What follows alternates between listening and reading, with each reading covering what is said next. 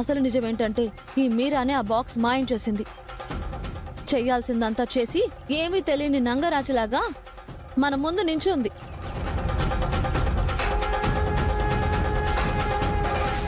నువ్వు చెప్పేది నిజమా అదితి? నిజమో అబద్ధమో ఈ మాయలేడిని అడగండి ఆంటీ. ఏంటమ్మా, అదితి చెప్తుంది నిజమేనా? ఆ బాక్స్ నీ వల్లే పోయిందా?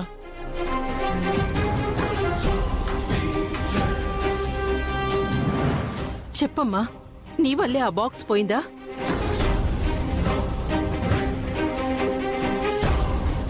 ఆ బాక్స్ మీ వల్లే పోయిందని తెలిస్తే తక్షణమే మిమ్మల్ని ఇంట్లో నుంచి బయటికి పంపించేస్తారు. ఈ విషయం ఎవరికి చెప్పొద్దని గౌతమ్ గారు చెప్పారు. ఇప్పుడెలా? ఏంటే బెల్లం కొట్టిన రాయిలాగా నుంచున్నావు?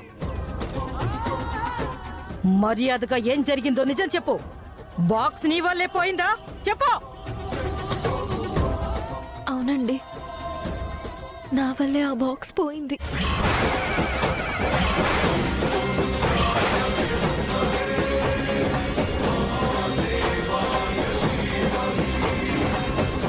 చూసారా, అదే నిజం ఒప్పుకుంది. బాక్స్ అదే పోగొట్టి అనవసరంగా గౌతమ్ మీద నింద పడేలా చేసింది. అసలు క్రిమినల్ ఇదే.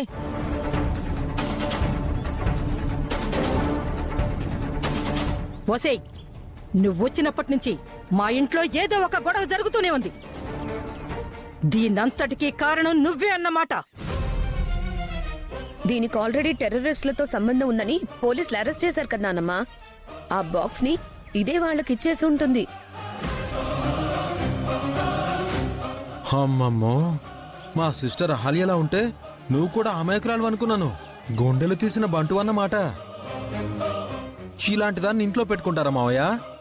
తన వల్ల మీకెంత నష్టం జరగబోతుంది, ఈ దేశానికి ఇంకెంత నష్టం కాబోతుంది. నువ్వేదో నా ముని మనవను చూసుకుంటూ నా మనవరాలు శ్రావ్య కాపురం చక్కదిద్దుతూ ఉంటే నువ్వు మంచిదాని అనుకున్నాను. నువ్వు ఇలాంటి దానివని అనుకోలేదు. ఇంకా దీంతో మాట్లాంటి బామ్మగారు మెడపట్టికి ఎంటేయండి.